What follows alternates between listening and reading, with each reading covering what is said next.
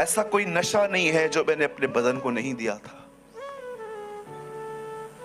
ऐसा कोई काम नहीं है इस दुनिया में जो मैंने नहीं किया था। एक नंबर का व्यभिचारी, चेन स्मोकर, मां बाप का अनादर करने वाला, औरतों को बुरी नजर से देखने वाला, हर लाइन में गाली। आज हम आपको दिखाएंगे कैसे प्रभु यीशु मसीह के दास के जीवन की अद्भुत गवाही ने ज्योति शर्मा को सचमुच प्रभु यीशु मसीह की दीवानी बना दी। जब आप उस गवाही को सुनोगे तो परमेश्वर आप सभी से बातचीत करेंगे, इसलिए आप सभी उस गवाही को पूरा जरूर सुने। आप सभी उस गवाही को सुन सकते हैं। वह ईमानदारी चाहता है। मैं आप में से हर एक को कहना चाहता हूं, अगर आप ईमानदार बनेंगे वो आपको पवित्र बना देगा। आप बहुत आशीषित होंगे अगर आपने बाइबल को धीमे से पढ़ना शुरू कर दिया तो। परमेश्वर आपकी भूख और प्यास को नहीं देखता, वो आपके हृदय को देखता है कि ये बंदा इतना गंभीर है मेरे प्रति कि इसने वो चीज छोड़ दी जो चीज इसको चलाती है, खाना। परमेश्वर ने अपने पुत्र को उसी काम के लिए भेजा जो मनुष्य से कभी नहीं हो सकता। याद रखो मेरे भाइयों, मेरी बहनों, आप एक बिल्डिंग बना सकते हो, आप एक घर बना सकते हो, आप क्लिनिक खोल सकते हो, आप मॉल खरीद कर सकते हो, आप बहुत सारी चीजें कर सकते हो, लेकिन आप में से कोई अपना उद्धार खरीद नहीं सकता। वो इतना महंगा है कि परमेश्वर जानता था कि वो इतना महंगा है कि उसे अपना बेटा खोना पड़ेगा, इसीलिए उसने उद्धार मुफ्त कर दिया। आप जानते हो मैं अपने उद्धार के प्रति इतना धन्यवादी क्यों रहता हूं? ऐसा कोई नशा नहीं है जो मैंने अपने बदन को नहीं दिया था। ऐसा कोई काम नहीं है इस दुनिया में जो मैंने नहीं किया था। मैं अपने पास्ट को बहुत अच्छे से जानता हूं। मैं बहुत अच्छे से जानता हूं कि मैं किस तरह का बंदा था। एक नंबर का व्यभिचारी, चेन स्मोकर, मां बाप का अनादर करने वाला, औरतों को बुरी नजर से देखने वाला, हर लाइन में गाली, लोगों को मारना, परिवार में लड़ाई झगड़े करना मेरे लिए नॉर्मल चीजें थी। मुझे लोग समझाते थे ये गलत है, मैं उनको बोलता रहा तुम पागल हो, चीटिंग नहीं करोगे, गाली नहीं निकालोगे, कमा नहीं पाओगे, तुम्हें करना पड़ेगा ये सब। लेकिन जब मैं यीशु में आया, ये मेरी गवाही है, इट्स माय टेस्टिमनी।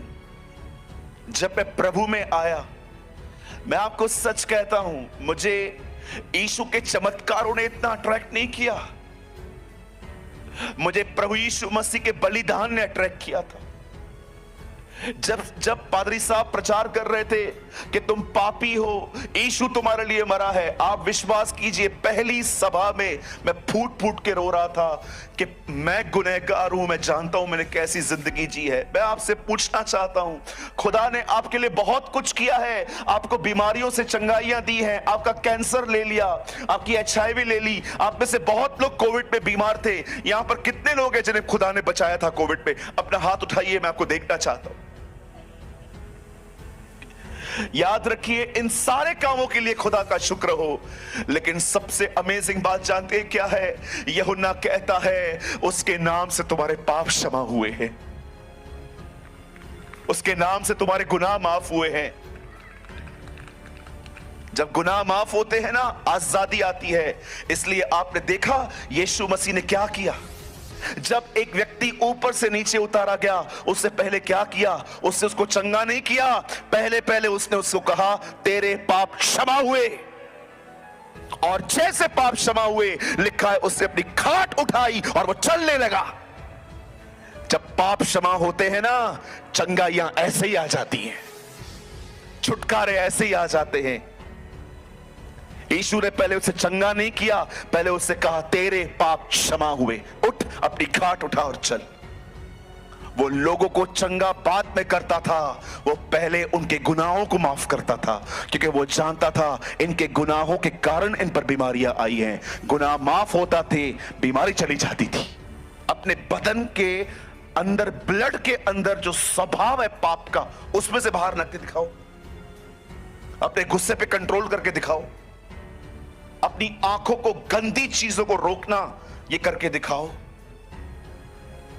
परमेश्वर जानता था मनुष्य सब कुछ कर सकता है, पर वो कभी अपने उद्धार के प्रति वो दाम नहीं चुका सकता।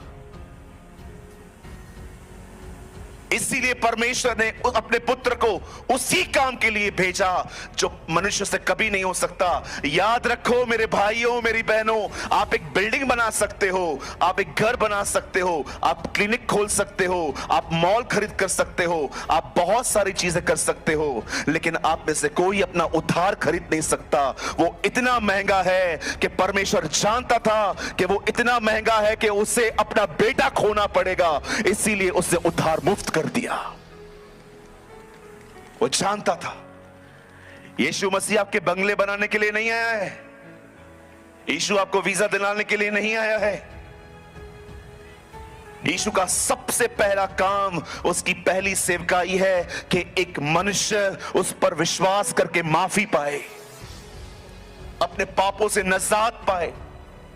आज देखिए इस गेट के बाहर लोग सल्वेशन पाने के लिए क्या कुछ नहीं करते हैं, वो सब कुछ करते हैं ताकि मुक्ति पाएं, मोक्ष पाएं, वो अपने उद्धार को पाएं, वे मरने के बाद स्वर्ग में जाएं। लेकिन मैं आपको बताना चाहता हूं मेरे भाइयों, मेरी बहनों, वो उद्धार ढूंढते हैं। हमारे पास उद्धार खुद चलकर आया है, हमारे पास उद्धार खुद चल के आया। खुदा के सामने ईमानदार होना बहुत आसान है, कमरा बंद करो, कौन देख रहा है। लेकिन जब मनुष्य के सामने पाप मानने की बारी आती है तो हमें डर लगता है मेरी इमेज खराब हो जाएगी, मुझे इज्जत नहीं मिलेगी, मुझे लोग आत्मिक नहीं समझेंगे। अरे हु केयर्स, लोग हमें क्या समझते हैं। अरे मैं आपको सच कहता हूं, अपना पाप खुदा के सामने मानना सीखिए, आप वहां से आदर कमाएंगे, परमेश्वर आपको आदर देगा। God is a God of honest people.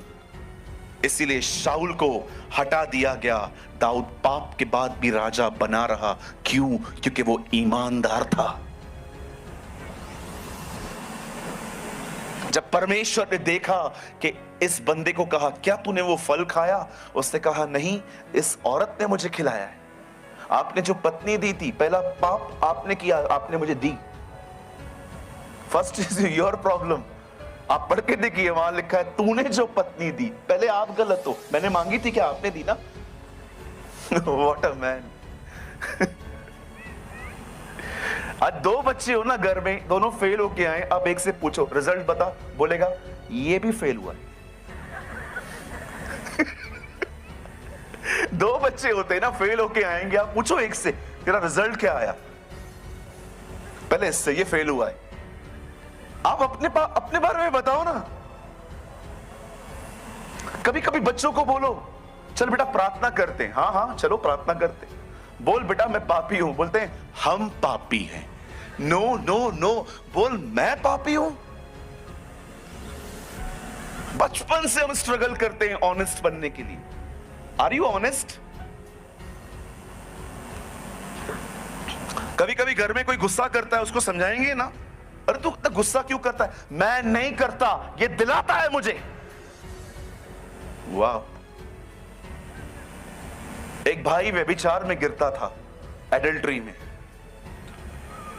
एक दिन वो मेरे पास आया, बोलता है प्रार्थना करो। मुझे लगा वो इतना ईमानदार है कि मुझे कहेगा मेरे लिए प्रार्थना करो कि मैं अपनी गंदी अभिलाषाओं पर जय पाऊं। मैंने कहा हाँ ब्रदर क्या प्रार्थना करूं? बोलता है प्रार्थना करो बहनें अच्छे कपड़े पहने। मैंने कहा यार इतने मैंने कहा तू अपने लिए प्रार्थना नहीं करवाने आया? नहीं मैं ठीक हूं, ये ऐसे कपड़े पहनती हैं कि मेरा ध्यान जाता है। इतने ईमानदार लोग हैं हमारे पास, कुछ दिखता ही नहीं है इन लोग को अपने आप में। सब ये गलत है, ये गलत है, ये गलत है, वो गलत है, ये गलत है। अब सही है? हाँ जी। परमेश्वर ईमानदार लोगों को पसंद करता है। आप सभी इस वीडियो को भी छोड़ के ना जाए, आप सभी इस वीडियो को पूरा जरूर देखें। जैसा कि आपने वीडियो में देखा कैसे प्रभु यीशु मसीह के सच्चे दास के जीवन की अद्भुत गवाही ने ज्योति शर्मा को यीशु मसीह की दीवानी बना दी। आप हमसे कहेंगे कि कहां पर ज्योति शर्मा प्रभु यीशु मसीह की दीवानी बनी, तो आपको हम बताना चाहते हैं प्रभु यीशु मसीह का वायदा है अंत के समय में ऐसा होगा कि हर एक घुटना प्रभु यीशु मसीह के सामने झुकेगा और हर एक जीभ अंगीकार करेगी कि हमारा यीशु मसीह प्रभु है। इसलिए आप सभी विश्वास कीजिए, आने वाले दिनों में जितने भी मसीह विरोधी हैं जो कि आज प्रभु यीशु मसीह के नाम का मजाक उड़ाते हैं, उनके बारे में प्रभु यीशु मसीह का वचन कहता है धोखा मत खाओ, क्योंकि परमेश्वर ठट्ठों पे नहीं उड़ाया जाता, क्योंकि मनुष्य जो कुछ बोता है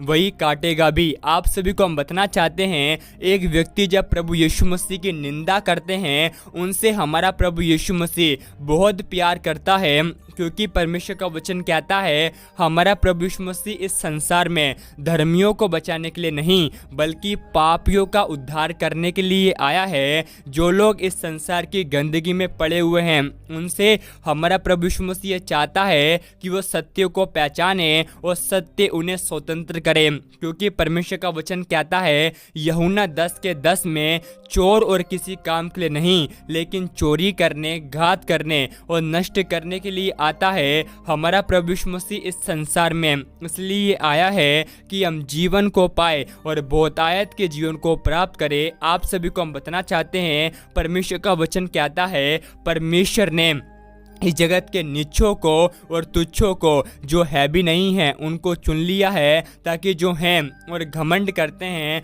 वह लज्जित कर सके। आप सभी को हम बताना चाहते हैं, एक व्यक्ति जब परमेश्वर से कहता है, जैसा कि आप सभी जानते भी होंगे, आज भारत में बहुत सारे लोग कहते हैं तुम्हारा प्रभु यीशु मसीह खुद को तो नहीं बचा पाया, हमको कैसे बचा पाएगा। ऐसे बहुत सारे झूठे आरोप मसीही विरोधी ईसाई लोगों पर लगाते हैं, लेकिन आपको हम बताना चाहते हैं परमेश्वर का वचन कहता है हर एक घुटना अंत के समय में यीशु मसीह के सामने झुक जाएगा। और ये परमेश्वर का वचन कहता है आकाश और पृथ्वी टल जाएगी लेकिन परमेश्वर का वचन एक भी ना टलेगा। जैसा कि आपने वीडियो में देखा होगा कैसे परमेश्वर ने अपने दास को अद्भुत तरीके से इस्तेमाल किया, उसी प्रकार अगर आज आप समस्या में पड़े हुए हैं या आज आप बहुत चिंतित है, तो परमेश्वर का वचन आपसे कहता है मत डर, क्योंकि मैं तेरे संग हूं। और आप सभी विश्वास कीजिए, परमेश्वर आपके जीवन की परिस्थितियों को बदलने के लिए जा रहे हैं और परमेश्वर आज ही आपकी प्रार्थनाओं का उत्तर भी आपको देंगे। अगर आप सभी इस बात पर विश्वास करते हैं तो कमेंट में आमीन टाइप करें। आप सभी इस वीडियो को एक व्यक्ति के साथ जरूर शेयर करें, ताकि वह व्यक्ति आपको द्वारा प्रभु यीशु मसीह को पहचान सके और नरक की आग से बचाया जाए। अगर आप सभी चाहते हैं कि मसीह विरोधी भी यीशु मसीह पर विश्वास करें, तो आप सभी इस वीडियो को एक लाइक करें और विश्वास से कमेंट में आमीन टाइप करें। वीडियो को आगे देखने से पहले आप सभी प्रभु यीशु मसीह के प्रोडक्ट को जरूर खरीदें, लिंक डिस्क्रिप्शन में है। परमेश्वर आप सभी को बहुत आशीष दे।